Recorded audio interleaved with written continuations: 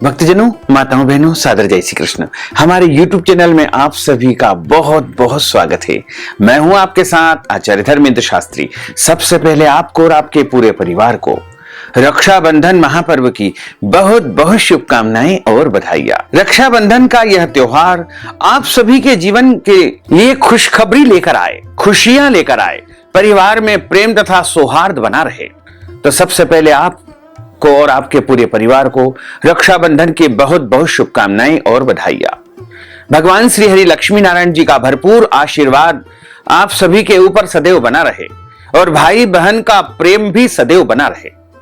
तो आज हम आप सभी को रक्षाबंधन का शुभ मुहूर्त तथा राखी बांधने की विधि, यह संपूर्ण जानकारी इस वीडियो के माध्यम से आज आपको प्रदान करने जा रहे हैं। आप सभी से अनुरोध है कि इस ज्ञानवर्धक वीडियो को पूरा देखिएगा, अंत तक देखिएगा और देखने के बाद अधिक से अधिक लोगों को शेयर भी कर दीजिएगा। सत्य सनातन धर्म में रक्षाबंधन का महापर्व बहुत ही विशेष माना जाता है। इस त्योहार की प्रतीक्षा सभी भाई बहन बहुत बेसब्री से करते हैं। यह पर्व विशेष रूप से सभी भाई बहनों और उनके रिश्तों को समर्पित है। इस दिन सभी बहनें अपने भाई के दाहिने हाथ की कलाई में शुभ मुहूर्त में रक्षा सूत्र बांधती है। इसके साथ ही वह अपने भाई की अच्छी सेहत तथा लंबी उम्र की कामना करती है। वहीं भाई अपनी बहन को उसकी रक्षा का वचन देता है। रक्षाबंधन का महापर्व प्रतिवर्ष श्रावण माह के शुक्ल पक्ष की पूर्णिमा तिथि को मनाया जाता है। इस वर्ष रक्षाबंधन का महापर्व 19 अगस्त 2024 सोमवार के दिन मनाया जाएगा। प्रतिवर्ष बहनें अपने भाई की कलाई पर राखी बांधने के लिए शुभ मुहूर्त जानने के लिए उत्सुक रहती है। इस साल 2024 में रक्षाबंधन का जो शुभ मुहूर्त रहेगा वो इस प्रकार रहेगा। श्रावण माह के शुक्ल पक्ष की पूर्णिमा तिथि का प्रारंभ 18 अगस्त 2024 की सुबह 3:05 से आरंभ हो जाएगा, जो कि 19 अगस्त की रात को 11:55 पर पूर्णिमा तिथि समाप्त हो जाएगी। अतः श्रावण मास के शुक्ल पक्ष की पूर्णिमा तिथि यानी पूर्णिमा का व्रत, स्नान दान की पूर्णिमा, श्रावण मास समापन की पूर्णिमा, नारियल पूर्णिमा जिसे नारियल पूनम के नाम से भी जाना जाता है, श्रावणी पूर्णिमा, रात्रि व्यापिनी पूर्णिमा, चंद्रोदय व्यापिनी पूर्णिमा तथा सावन का अंतिम सोमवार और सावन माह का समापन दिवस 19 अगस्त 2024 सोमवार के दिन ही रहेगा। इसी दिन सभी भक्तजन माताएं बहनें रक्षाबंधन का महापर्व मनाएंगे और जो माताएं बहनें प्रत्येक पूर्णिमा का व्रत करते हैं उनको भी 19 अगस्त 2024 सोमवार के दिन ही पूर्णिमा का व्रत रखना है। और जो पूरे श्रावण माह का व्रत करते हैं या श्रावण सोमवार का व्रत करते हैं उनको इसी दिन श्रावण सोमवार का या सावन माह का व्रत का उद्यापन करके समापन करना चाहिए तथा इसी दिन देवी देवताओं को राखी अर्पण करना चाहिए। और श्रवण कुमार का पूजन भी इसी दिन किया जाता है। ब्राह्मणों का सबसे बड़ा महापर्व इस दिन मनाया जाता है, जिसे श्रावणी उपाकर्म या हेमाद्री के रूप में माना जाता है। इस दिन सप्तऋषि भगवान का पूजन करके और दशविधि स्नान करके यज्ञोपवीत धारण करना चाहिए। शुभ मुहूर्त में रक्षाबंधन करने का विधान है। चूंकि रक्षाबंधन की जो परंपरा है वो आदि अनादि काल से चली आ रही है। सबसे पहले राजा बलि को माता महालक्ष्मी ने राखी बांधी थी, उसके बाद से ही यह परंपरा लगातार चली आ रही है। लेकिन हमारे धर्म ग्रंथों तथा पुराणों में बताया हुआ है कि भद्रा काल में दो कर्म बिल्कुल नहीं करना चाहिए। भद्रायाम द्वैन कर्तव्यम श्रावणी फाल्गुनी तथा, अर्थात भद्रा काल में कभी भी दो कार्य नहीं करना चाहिए। एक होता है श्रावणी, श्रावणी का अर्थ होता है राखी बांधना यानी रक्षा बंधन करना, और दूसरा होता है फाल्गुनी, उसका अर्थ होता है होलिका दहन करना। इसलिए कभी भी भद्रा काल में होलिका दहन या रक्षा बंधन नहीं मनाना चाहिए। इस बार पूर्णिमा तिथि लगते ही यानी 3:05 से सुबह भद्रा आरंभ हो जाएगी, जो कि 19 अगस्त को दोपहर 1:19 पर भद्रा समाप्त होगी। भद्रा काल में कभी भी राखी नहीं बांधना चाहिए।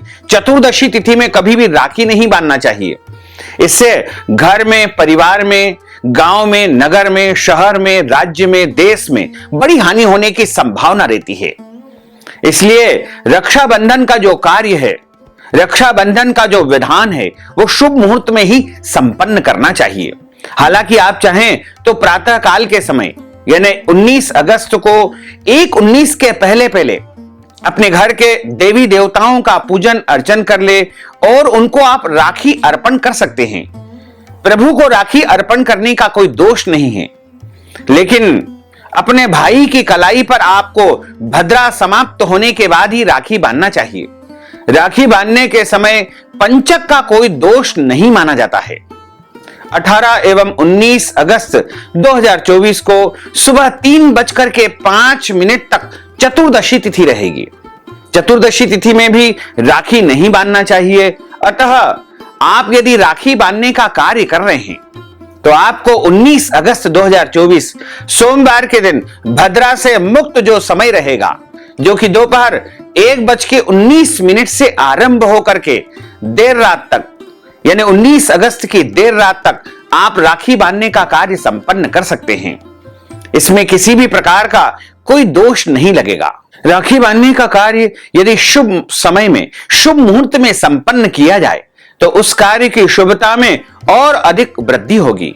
भाई बहन के रिश्ते को अटूट बनाने के लिए इस बार राखी बांधने का कार्य आपको शुभ मुहूर्त में ही करना चाहिए। राखी बांधने का जो सबसे श्रेष्ठ मुहूर्त रहेगा वो 19 अगस्त 2024 की दोपहर 1:19 से शुरू होकर के देर रात तक रहेगा। यदि चौघड़िया के अनुसार आप राखी बांधना चाहते हैं तो 19 अगस्त 2024 सोमवार को दोपहर 1:30 से लेकर के 3 बजे तक चरखा चौघड़िया रहेगा। उसके बाद दोपहर के पश्चात यानी तीसरे प्रहर में 3 बजे से लेकर के 4:30 बजे तक लाभ का चौघड़िया रहेगा और उसके बाद अपराह्न काल में यानी दोपहर बाद 4:30 बजे से लेकर के शाम को 6 बजे तक अमृत का चौघड़िया रहेगा और उसके बाद शाम को प्रदोष काल में सायंकाल के समय शाम को 6 बजे से लेकर के 7:30 बजे तक चरखा चौघड़िया भी रहेगा और इसी समय प्रदोष काल का भी समय रहेगा। इसलिए राखी बांधने का यह सबसे सर्वोत्तम और श्रेष्ठ मुहूर्त रहेगा। यदि आप रात के समय राखी बांधना चाहते हैं तो 19 तारीख के सूर्यास्त को रात में 10:30 बजे से लेकर के रात को 12 बजे तक लाभ का चौघड़िया रहेगा।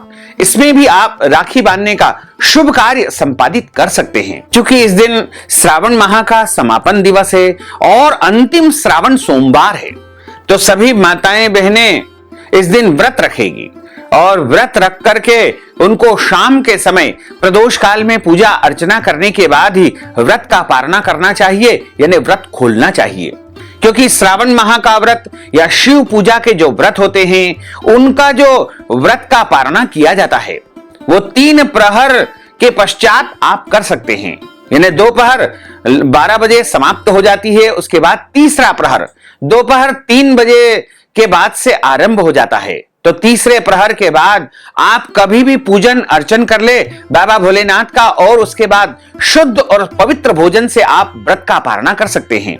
वैसे भी जो बहनें राखी बांधती है वो व्रत धारण कर सकती है। यदि वो व्रत नहीं भी करे तो भी कोई दोष नहीं लगेगा, लेकिन संभवतः उनको व्रत रखना चाहिए। जो बहनें अपने भाई की कलाई पर राखी बांधती है उनको सबसे पहले रक्षाबंधन की कुछ तैयारियां करनी चाहिए। राखी बांधने के लिए मिठाई की व्यवस्था करनी चाहिए। यदि संभव हो तो अपने घर में ही कोई शुद्ध और पवित्र मिठाई अपने भाई के लिए बनाएं। यदि नहीं है तो बाजार से भी आप मिठाई ला करके उसका उपयोग कर सकते हैं। शुद्ध रक्षा सूत्र तैयार करें या बाजार से ला करके रख ले। शुद्ध घी का दीपक प्रज्वलित करें और अपनी जो पूजा की थाली है उसमें रोली, अक्षत और केसर तथा पीले चावल उसमें रखना चाहिए तथा उसमें पीले रंग का चंदन भी आप रख सकते हैं। यदि केसर युक्त चावल आपने रखे हैं तो अति उत्तम रहेगा। तथा उसमें मिठाई रखे, रक्षा सूत्र रखे, जल का पात्र रखे, शुद्ध घी का दीपक रखे और एक रुमाल रखे। सबसे पहले भाई के मस्तक पर एक रुमाल ढक देवे या टोपी लगा देवे। उसके बाद भाई को तिलक लगाएं। यदि भाई आपसे छोटा है तो आपको अंगूठे से तिलक लगाना चाहिए। अपने छोटे उम्र के जो व्यक्ति होते हैं उनको अंगूठे से तिलक लगाया जाता है, और जो पूजनीय पुरुष होते हैं उनको इस उंगली से यानी अनामिका उंगली से तिलक लगाना चाहिए। यदि आपसे उम्र में बड़े हैं भाई या फिर आपके पिता है तो आप उनको अनामिका उंगली से तिलक लगाएं, और यदि छोटे हैं तो उनको अंगूठे के माध्यम से तिलक लगाएं, और तिलक लगाने के बाद शुद्ध और साबुत अक्षत उनको लगाना चाहिए। और उसके बाद उनकी दाहिने हाथ की कलाई पर यानी सीधे हाथ में उनको राखी बांधना चाहिए। राखी बांधने के बाद अपने भाई के हाथ में नारियल रखे, कुछ पैसे रखे तथा उनको मिठाई खिलाएं और आरती उतारे, दोनों तरफ उनके जल अर्पण करें। इस प्रकार राखी बांधना चाहिए। और जो बहनें हैं वो भाई को ही नहीं, अपनी छोटी बहन को, बड़ी बहन को भी राखी बांधे, अपनी माता को भी राखी बांधे, अपने पिता को भी राखी बांधे, और अपने जो भी परिजन होते हैं, दादा दादी, चाचा चाची, बुआ या अन्य जो भी मामा मामी होते हैं, उन सभी को भी राखी बांधना चाहिए।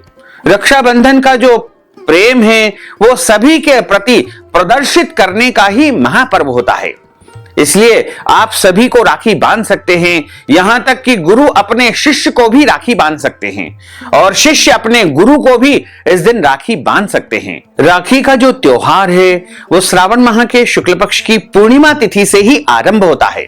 कई लोग ये कहते हैं कि हमको समय नहीं है तो एक दिन पहले ही हम राखी बांध ले या सुबह सुबह राखी बांध ले।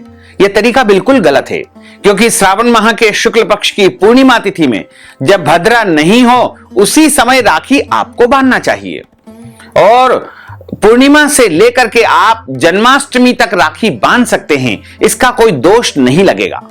यानी आप चाहें तो 19 अगस्त से लेकर के 26 अगस्त तक लगातार इन 9 दिनों में कभी भी राखी बांध सकते हैं, इसका कोई दोष नहीं लगेगा। लेकिन जो पहली राखी है वो प्रभु को अर्पण आपको श्रावण माह के शुक्ल पक्ष की पूर्णिमा तिथि के दिन ही करना चाहिए। वैसे तो देवालयों में, मंदिर में भगवान को श्रावण माह के शुक्ल पक्ष की पूर्णिमा तिथि के दिन प्रातः काल के समय जब पूजा अर्चना की जाती है उस समय राखी अर्पण की जाती है। लेकिन कहीं कहीं ऐसी भी परंपरा है कि जब भद्रा समाप्त हो जाए उसके बाद ही देवी देवताओं को राखी अर्पण करके अपने भाई की कलाई पर राखी बांधना चाहिए। दोनों ही परंपरा अपने आप में ठीक है, उसका कोई दोष नहीं है। आप अपने क्षेत्र की परंपरा के अनुसार भगवान को, देवी देवताओं को राखी अर्पण कर सकते हैं, लेकिन प्रभु को आप भद्रा काल में भी यदि राखी अर्पण कर देंगे तो कोई दोष नहीं लगेगा, क्योंकि वो तो अखिल ब्रह्मांड के नायक है, पूरे त्रैलोकी के स्वामी हैं। उनको किसी प्रकार का कोई भद्रा का दोष नहीं लगता है। हम जैसे साधारण मानवों के लिए, मनुष्यों के लिए ही भद्रा काल का दोष बताया गया है। तो भक्तजनों, माताओं, बहनों, यदि आप श्रावण माह के शुक्ल पक्ष की पूर्णिमा तिथि के दिन हमारे माध्यम से सत्यनारायण व्रत कथा करवाना चाहते हैं, रुद्राभिषेक करवाना चाहते हैं, शिवार्चन करवाना चाहते हैं, या रक्षाबंधन के दिन हमारे माध्यम से प्रभु का पूजन अर्चन करवाना चाहते हैं, प्रभु की सेवा करवाना चाहते हैं, तो इस हेतु नगद धनराशि हमारे गूगल पे, फोन पे, पेटीएम नंबर, अकाउंट नंबर के माध्यम से भेज करके रक्षाबंधन का, राखी का संपूर्ण पुण्य लाभ प्राप्त कर सकते हैं। साथ ही आप सभी से अनुरोध है कि हमारे इस ज्ञानवर्धक वीडियो को अधिक से अधिक लोगों को शेयर करिएगा, लाइक करिएगा, कमेंट करिएगा, और यदि अभी तक आपने सब्सक्राइब नहीं किया है तो अभी और इसी समय सब्सक्राइब कर लीजिए, ताकि इसी प्रकार की ज्ञानवर्धक वीडियो आपको सबसे पहले प्राप्त हो सके। आपको और आपके पूरे परिवार को सादर जय श्री कृष्ण, सादर धन्यवाद।